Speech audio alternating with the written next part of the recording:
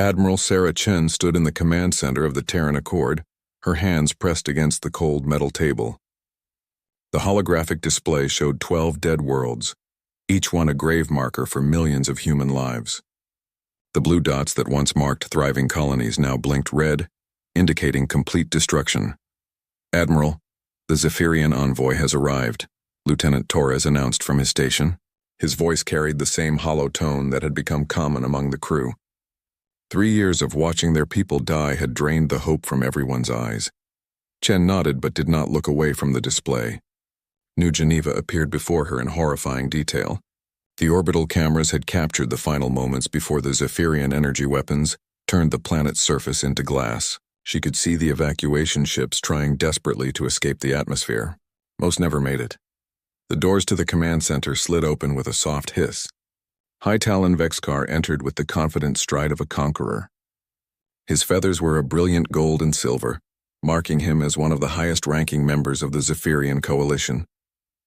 Behind him walked 2 guards, their beaks held high with pride.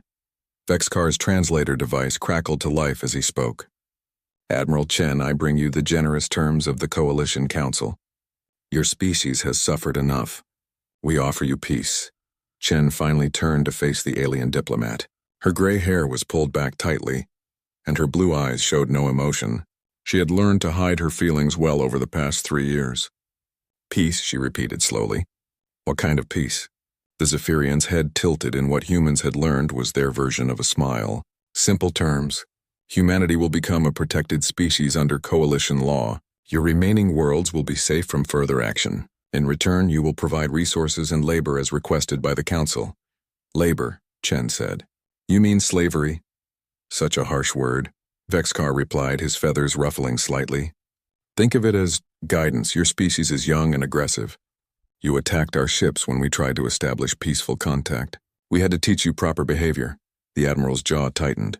She remembered that first contact. The Zephyrian fleet had appeared at Earth's edge and immediately demanded that all human ships surrender their weapons.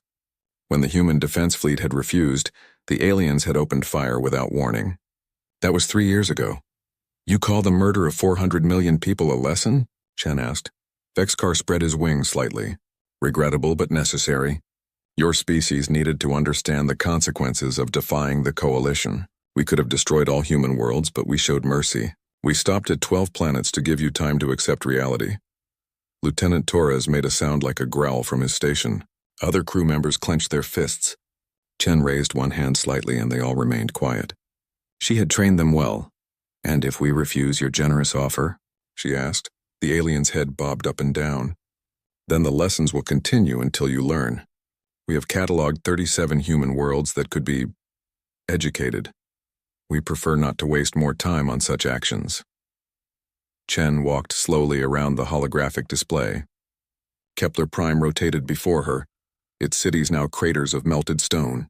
"You think we will be grateful?" she said. "Of course. We offer survival when we could offer extinction. Your ships are primitive. Your weapons cannot pierce our shields. Your people die so easily." Vexkar preened his feathers. "We have fought wars across the galaxy for 1,000 years. Humans are nothing special." The Admiral stopped walking and looked directly at the Zephyrian. "You're right about one thing. Humans are not special in the way you think. Then you accept our terms?" Chen smiled for the first time in months. It was not a pleasant expression. "No, High Talon Vexkar. We have our own terms to offer you." The alien's feathers fluffed with surprise. "You cannot be serious. Your fleets are broken. Your colonies burn. What terms could you possibly offer?" "Simple ones," Chen replied. She pressed a control on the table and the display changed. Instead of dead worlds, it now showed star charts. Red lines connected dozens of systems in Zephyrian space. "We offer you one chance to surrender unconditionally. Return to your home systems and never leave them again." Vexkar's beak opened in what humans recognized as laughter. "Impossible. Your species has clearly lost its sanity along with its colonies. You have no ships left to threaten us, don't we?" Chen asked softly. The lights in the command center dimmed for a moment. Lieutenant Torres looked up from his console. "Admiral, incoming transmission from Ghost Fleet Alpha." "Put it through," Chen ordered. The holographic display shimmered and changed again. A new image appeared. A massive human warship unlike anything the Zephyrians had seen before. Its hull was black as space itself, and strange energy patterns flickered along its surface. "This is Captain Reynolds of the Shadow Strike," a voice announced. "All ships report ready for Operation Prometheus." "Awaiting your orders, Admiral." Vex-Kar stared at the image. This is impossible. "Our intelligence networks tracked all human shipyards. You have no industrial capacity left." Chen's smile grew wider. "Your intelligence networks found what we wanted them to find." "Did you really think we would build our ships where you could see them?" The alien took a step backward. "Even if this ship exists, one vessel cannot challenge the Coalition fleet." "Who said it was just one ship?" Chen asked. She nodded to Torres, who pressed more controls. The display now showed dozens of the black warships, all broadcasting from different locations throughout Zephyrian space. "Impossible," Vex-Kar whispered. "You made one critical mistake," Chen said, walking closer to the alien. "You thought humanity would act like every other species you've conquered. You thought we would beg for mercy. You thought we would negotiate from fear." She stopped just in front of the Zephyrian. "You thought we would forgive." The Admiral turned back to the display. "For 3 years you taught us lessons about pain and loss. Thank you for the education. Now it's our turn to be the teachers." "What do you mean?" Vex-Kar demanded. Chen looked at him over her shoulder. "You mistake our silence for weakness. You will learn the difference." She pressed one final control on the table. "All ships, this is Admiral Chen. Operation Prometheus is now active. Show them what happens when you make humans angry." The display filled with new images. Throughout Zephyrian space, the black human ships were moving. They emerged from hiding places in asteroid fields and behind moons. They dropped out of hyperspace at the edges of Coalition systems. And at each location they broadcast the same message. Chen's voice echoed across the galaxy. "To all species watching this transmission, you are about to witness the price of underestimating humanity. We do not forgive. We do not forget. And we never stop learning." High Talon Vex-Kar stood frozen as he realized the truth. For 3 years, while his people celebrated their easy victories, humanity had been preparing. The dead colonies were not signs of human weakness. They were tuition payments for a very expensive education, and now school was in session. 3 months earlier, deep in the asteroid belt beyond Saturn, Dr. James Morrison floated through the hidden shipyard that officially did not exist. The massive construction facility had been carved out of a dead rock over 2 years ago. No government records mentioned its location. No budget documents showed its funding. As far as the galaxy was concerned, Forge Station Alpha was just another piece of space debris. Morrison pushed off a bulkhead and drifted toward the main construction bay. Through the transparent aluminum windows, he could see the latest Shadow-class destroyer taking shape. Robotic arms welded hull plates that seemed to absorb light rather than reflect it. The ship looked like a piece of the void itself had been given form. "Doctor, the neural interface tests are ready for your review," called engineer Patricia Walsh. She was one of the few people who knew the true purpose of their work. Most of the construction crew believed they were building mining equipment or research vessels. The truth was far more dangerous. Morrison pulled himself to her workstation and looked at the data screens. "How many successful connections this time?" "All 47 test pilots achieved full synchronization with the ship systems," Walsh reported. The new neural links let human minds connect directly with the ship's AI. Response time is now faster than any biological reflexes. The doctor nodded grimly. "Good. Every advantage matters."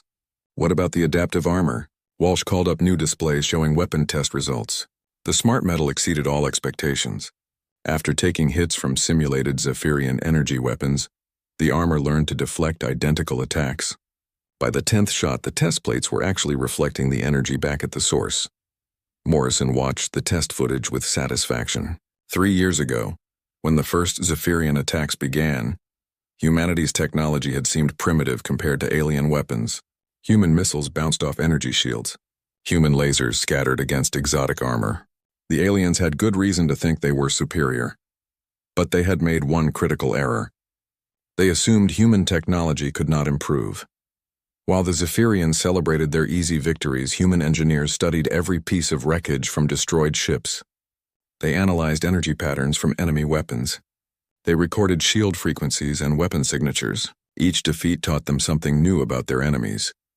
"Sir, I have the latest intelligence reports from Operation Trojan Horse," announced Captain Martinez from the communication center. She was reading from a heavily encrypted datapad. Our spy drones have successfully infiltrated 17 Zephyrian military facilities. They've copied fleet deployment patterns, communication codes, and tactical databases. Morrison smiled coldly. Excellent. What about the sleeper agents? All 47 infiltrator units report successful integration into Zephyrian society. They've established positions in communications, logistics, and military intelligence. When Operation Prometheus begins, they'll be ready to assist. The Zephyrians believed they were fighting primitive humans who barely understood space travel. They never suspected that human intelligence agents had been living among them for over a year.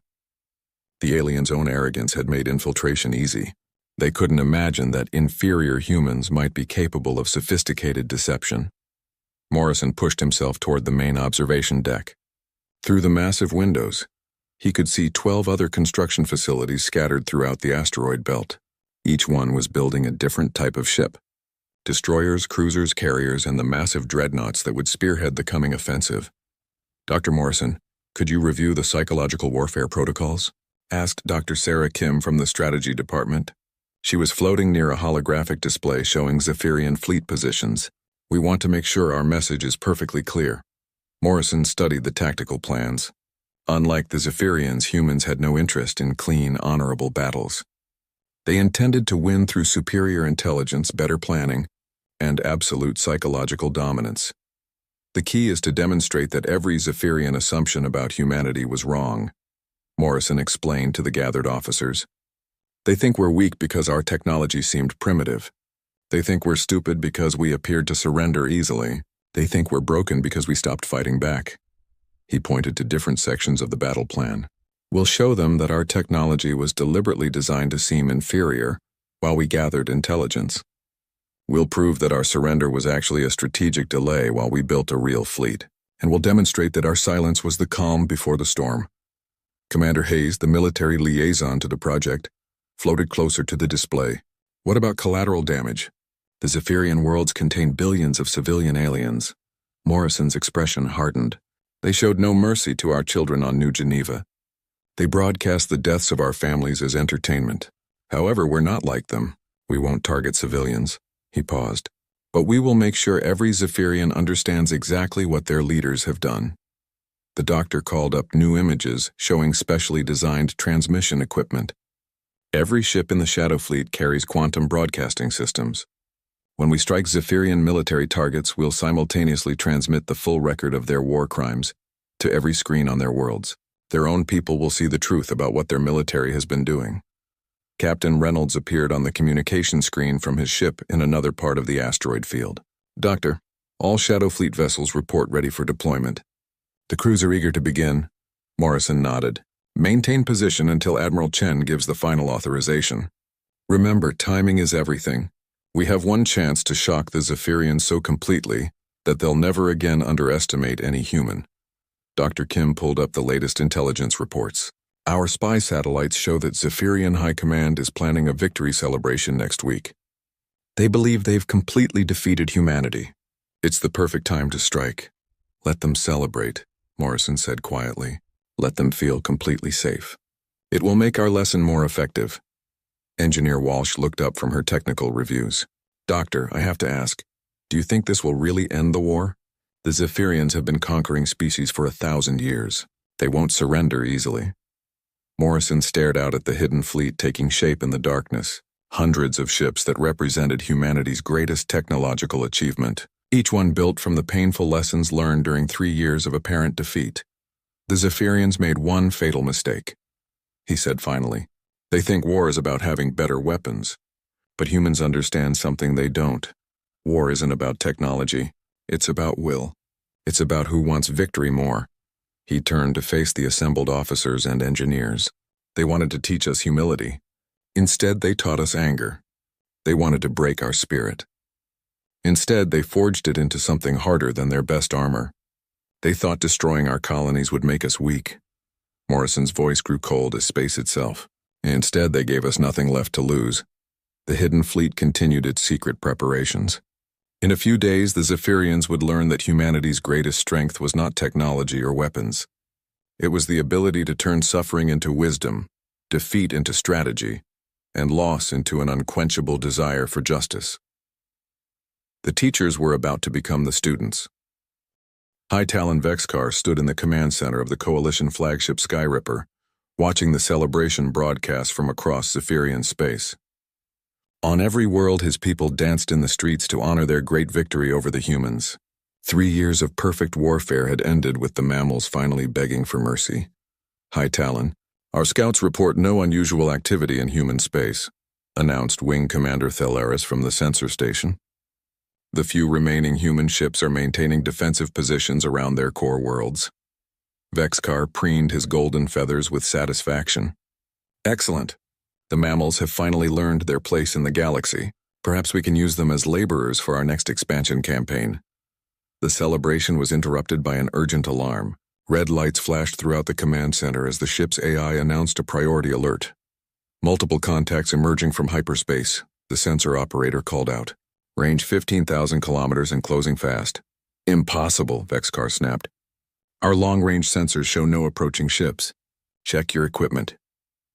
The main display screen flickered and showed the space around their position. At first it appeared empty. Then shadows began to move against the starfield. Ships materialized out of the darkness like ghosts becoming solid. By the winds, whispered Thelaris. Those vessels. They're almost invisible to our sensors. Vexcar stared in shock at the approaching human fleet. The ships were nothing like the crude vessels his forces had easily destroyed over the past 3 years. These were sleek predators built for war. Their hulls seemed to drink light, making them nearly impossible to detect until they were already in attack range. All ships, raise shields and prepare for combat, Vexcar ordered. But even as he spoke, he felt the first stirrings of doubt. How had the humans built such advanced vessels without his intelligence networks detecting them? The lead human ship broadcast a message that appeared on every screen in the Coalition fleet. A human female in a military uniform looked directly at the camera. This is Admiral Chen of the Terran Defense Force. You have 30 seconds to surrender unconditionally, or we will demonstrate what happens when you mistake human mercy for weakness. Vexcar's beak opened in disbelief. Are they insane? They're outnumbered 3-1. Open fire immediately. The Coalition ships launched their energy weapons in coordinated volleys. Brilliant beams of concentrated power lanced through space toward the human vessels. For a moment, Vexcar allowed himself to believe this would end like every previous battle. Then the impossible happened. The human ships' hulls began to glow as they absorbed the energy attacks. But instead of taking damage, the vessels seemed to drink the power and store it. When the barrage ended, the human ships were still intact and moving forward. High Talon, our weapons had no effect, reported the tactical officer. Their armor is absorbing our energy output. That's impossible. No known material can. The human ships returned fire, but they didn't use projectile weapons or energy beams. Instead, they fired the stored energy from the Coalition's own attacks back at their sources. Zephyrian ships found themselves struck by their own weapons, amplified and redirected with devastating precision. The Coalition cruiser Windcutter exploded in a ball of superheated plasma. The destroyer Talon's Edge lost its shields and began venting atmosphere. 3 more vessels went dark as their power systems overloaded from their own reflected energy. This is impossible, Vexcar said again, but his voice had lost its confidence. How are they doing this? Wing Commander Thelaris was studying the sensor readings with growing alarm. High Talon, I'm detecting massive jamming signals. Our communication networks are being systematically shut down. And, sir, she paused. These aren't just random attacks. The humans seem to know exactly where to hit us for maximum effect. Across the Zephyrian fleet, confusion spread as ship after ship found their systems failing in precise, calculated ways. The humans weren't just fighting. They were demonstrating superior knowledge of Coalition technology. How do they know our weak points? Demanded the tactical officer. The answer came in the form of a new transmission from the human fleet. This time it wasn't Admiral Chen speaking. It was a Zephyrian voice speaking perfect Coalition military language. High Command, this is Deep Wing Operative Clar Thess, embedded within human intelligence networks for the past 18 months. The mammals have learned to replicate our technology and improve upon it. Recommend immediate withdrawal to defensive positions. Vexcar felt his blood turn cold. That's Agent Clarthes from our intelligence division. How are the humans broadcasting using his voice? The transmission continued. All coalition forces should be aware that human infiltration agents have been gathering intelligence on our military capabilities for over 2 years. Every tactical database, every shield frequency, every weapon signature has been studied and cataloged. Sir, that can't be real, Thelaris said desperately. Our security is perfect. No human could infiltrate our networks. But as she spoke, more transmissions flooded the coalition channels. Voices of Zephyrian officers, technicians, and intelligence agents, all supposedly reporting on human capabilities they had discovered. The voices were perfect. The military codes were correct. The information was devastatingly accurate. Vexkar realized with growing horror that either his entire intelligence network had been compromised, or the humans had somehow learned to perfectly mimic Zephyrian voices and codes. Either possibility was terrifying. High Talon, we're receiving surrender requests from our escort ships, reported the communications officer. The humans are broadcasting detailed information about each vessel's crew, their families, and their home addresses. They know everything about us. The main display showed the battle continuing around them, but it wasn't really a battle. It was a demonstration. The human ships moved with perfect coordination, striking with surgical precision. They disabled weapons without destroying ships. They captured vessels without killing crews. They were showing mercy while proving their complete dominance. This isn't possible, Vexkar whispered. 3 years ago, their ships were primitive. Their tactics were crude. How did they advance so quickly? A new voice answered him from the human fleet. It was Admiral Chen again, but this time she was speaking directly to his ship. High Talon Vexkar, you have been asking the wrong questions. You want to know how we built these ships so quickly. You want to know how we learned your secrets. You want to know how we became so powerful. The Admiral's image appeared on his personal screen, looking directly at him. But the real question is this. What did you think we were doing for the past 3 years while you were celebrating your victories? Vexkar felt understanding dawn like a cold wind. You were learning from us. Every ship you destroyed taught us about your weapons. Every colony you attacked showed us your tactics. Every victory you celebrated gave us more intelligence about your capabilities. Chen's expression was stone cold. You thought you were teaching us humility. Instead, you were teaching us how to defeat you. Around them, the coalition fleet was falling apart, not from destruction, but from the psychological realization that everything they believed about human capabilities had been wrong. Their enemies weren't primitive mammals who got lucky. They were patient predators who had been studying them for years. This is just the beginning, Admiral Chen continued. You wanted to teach us lessons about power. Now we're going to teach the entire galaxy a lesson about what happens when you underestimate humanity. High Talon Vexkar looked around his command center at the faces of his crew. Fear had replaced confidence. Doubt had destroyed their certainty. The humans had won without even needing to destroy the coalition fleet. They had won by proving that Zephyrian superiority had been an illusion all along. And the lesson was just beginning. The Zephyrian homeworld of Ethros had not seen war for 500 years. Its crystal spires reached toward the sky in perfect harmony, and its citizens lived in peaceful confidence that their military would protect them from any threat. That confidence shattered when the human fleet arrived without warning. Governor Veltar stood on the balcony of the central spire, watching strange ships move across the morning sky. They were black as the void between stars, and they moved with a predator's grace. No alarms had sounded because the planetary defense grid couldn't detect them until they were already inside the atmosphere. Governor, we're receiving a transmission from the human fleet, announced his aide, a young Zephyrian named Krestin. Her feathers were pale with fear. They're broadcasting on all frequencies simultaneously. The holographic displays throughout the city flickered and changed. Instead of the usual government broadcasts, every screen now showed the face of a human female in military uniform. Behind her, images of destroyed human colonies rotated slowly. Citizens of Ethros, I am Admiral Sarah Chen of the Terran Defense Force, the human said in perfect Zephyrian language.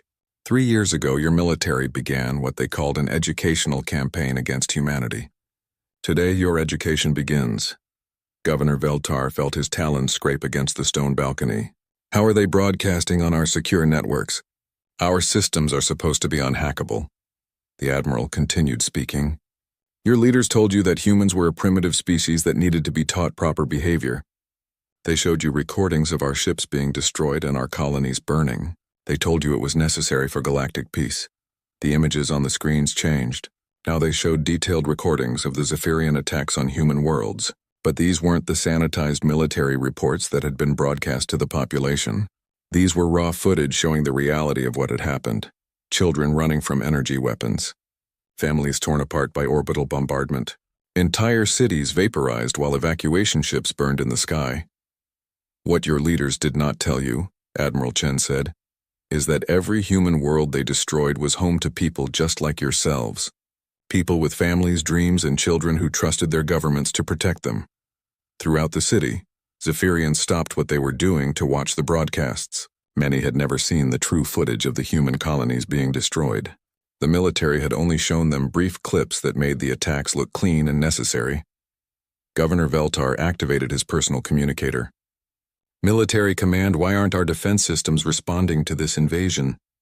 The reply came back filled with static and panic. "Governor, our defense grid is completely compromised. The humans have taken control of every automated system. Our orbital platforms are powered down and our fighter squadrons can't launch because the hangar doors won't open. That's impossible. How could they infiltrate our entire defense network? Sir, we're finding evidence of intrusion programs that have been in our systems for over 18 months. The humans have been inside our network since before the war began." Veltar felt his world tilting. The humans had been preparing for this moment since before the first shots were fired. Every system, every network, every defense had been quietly compromised while the Zephyrian military celebrated their easy victories. On the screens throughout the city, Admiral Chen was still speaking. "We could have destroyed your world as you destroyed ours. We could have killed your children as you killed ours. We could have shown you the same mercy you showed to New Geneva and Kepler Prime." The images changed again. Now they showed the massive human fleet in orbit around Ethros. Hundreds of warships that could have reduced the planet to glass in minutes, but they hadn't fired a single shot. "Instead, we choose to teach you something your military never learned. The difference between justice and revenge. The difference between strength and cruelty. The difference between winning and simply destroying your enemies." Governor Veltar noticed that something was happening to the city around him. The crystal spires were changing. Somehow the humans had taken control of the very matter that made up the buildings. The towers were reshaping themselves, their surfaces now displaying names and faces. "These are the names of every human who died in your military's educational campaign," Admiral Chen explained. 400 million people who will never see another sunrise because your leaders decided they needed to learn humility." The governor looked closer at the names flowing across the crystal surfaces. Each one had a face, an age, a family. They weren't statistics or casualty numbers. They were individuals, and their stories were being written into the very foundation of Ethros. "How are they changing our architecture?" Krestin whispered in amazement and terror. The answer came from the broadcast. "Your scientists believed that crystal technology was beyond human understanding. You were wrong. We studied the wreckage of your ships. We learned from the debris of your weapons. And we discovered that your own buildings can be programmed like computer systems." Throughout the city, every structure was transforming. Government buildings became memorial walls displaying human faces. Military monuments became gardens dedicated to the children of destroyed colonies. The proud symbols of Zephyrian power were being rewritten to honor human sacrifice. "This is not destruction," Admiral Chen said. "This is education. Every building on this world will now carry the memory of what your military did. Every street will remind your people of the cost of underestimating other species. Every monument will teach your children that strength without wisdom leads only to tragedy." Governor Veltar realized that the humans weren't conquering Ethros. They were transforming it into a living reminder of their own losses. The planet would survive, its people would live, but nothing would ever be the same. Every surface would tell the story of human suffering caused by Zephyrian arrogance. "Governor, we're receiving reports from across the coalition," his aide announced. "The humans are doing the same thing to every Zephyrian world simultaneously.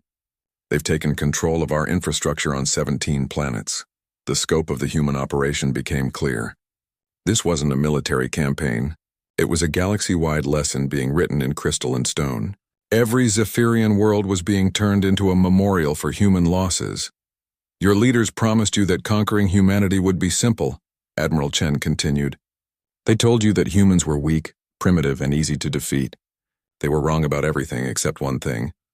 The image on the screen zoomed in to show her face clearly. Her expression was calm, but her eyes burned with cold fire. Humans are easy to underestimate. We don't look threatening. Our technology seems simple. Our responses appear slow. But what your leaders failed to understand is that being underestimated is often humanity's greatest advantage. Around the city, the transformation continued. The beautiful spires of Ethros were becoming something new, not destroyed but fundamentally changed. The planet would be more beautiful than before, but it would never again be able to forget the price of assuming that any species was inferior. Governor Veltar looked up at the human ships hanging motionless in the sky. They had demonstrated power beyond anything the Coalition possessed. They had shown technological capabilities that made Zephyrian science look primitive, but most importantly, they had proven that humans understood something the Coalition had forgotten. True strength wasn't about having better weapons. It was about having the wisdom to know when to use them and when to choose a better path.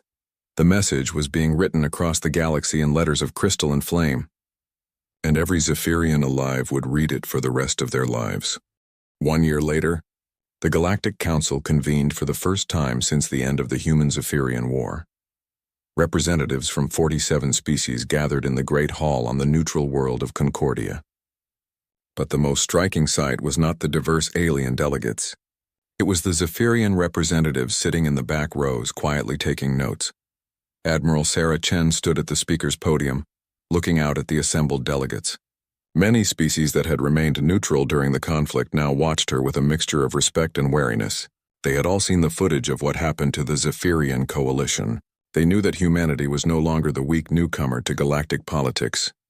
Honorable delegates, Chen began, I stand before you today not as a conqueror, but as an educator. 1 year ago, the Zephyrian Coalition decided that humanity needed to learn its place in the galaxy. Today we gather to discuss what everyone learned from that experience.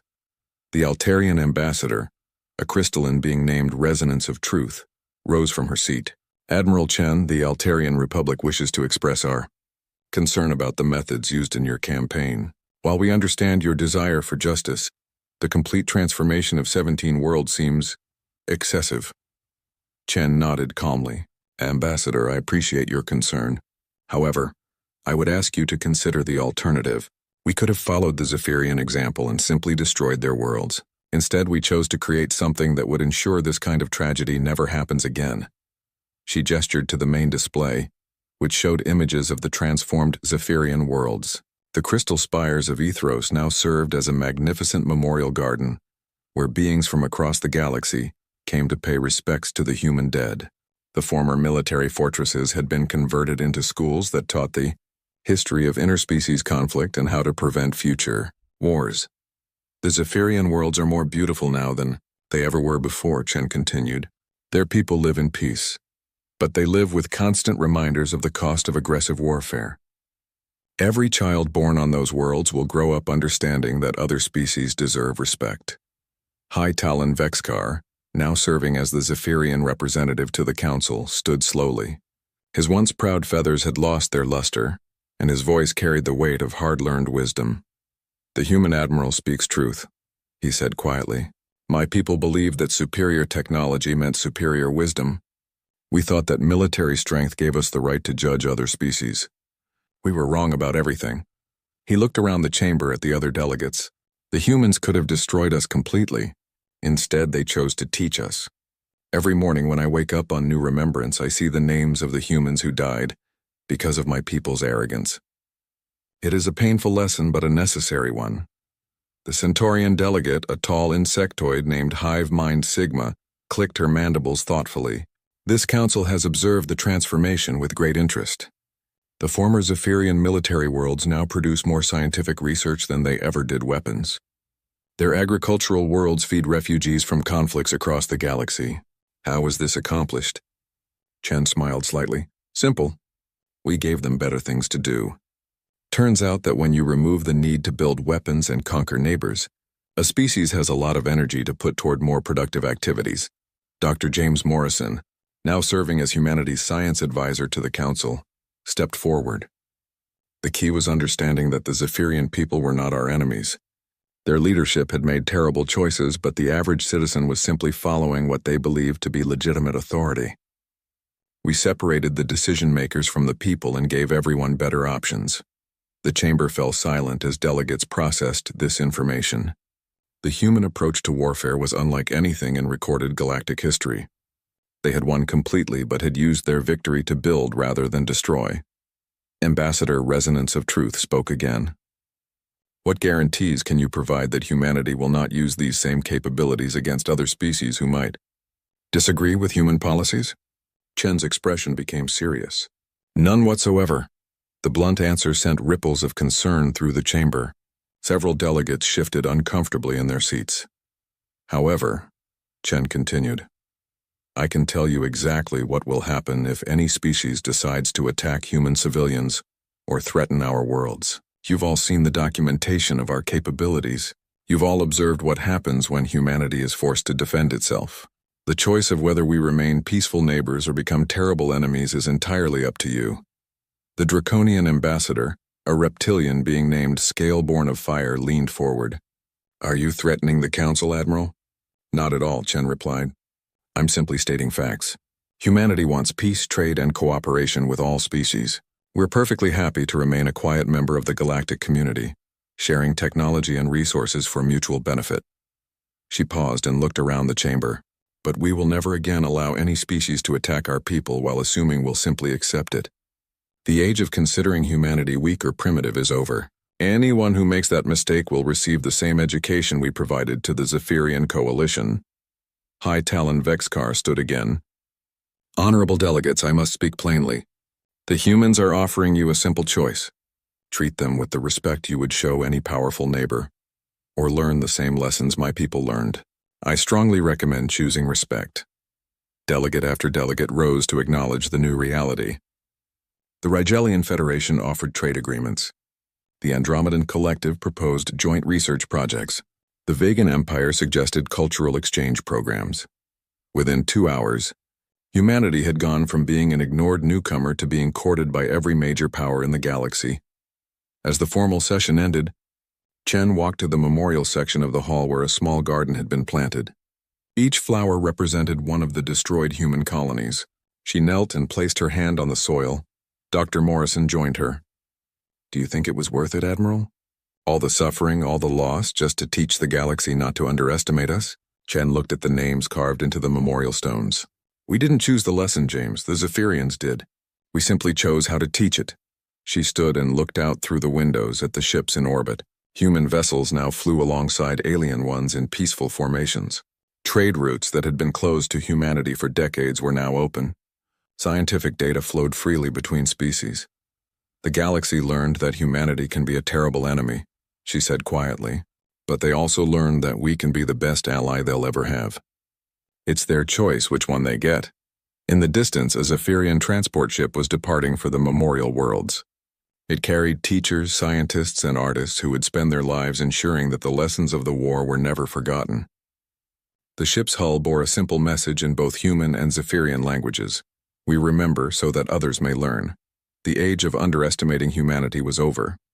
The age of learning from humanity had begun, and the message written in flame had become a beacon of light for the entire galaxy.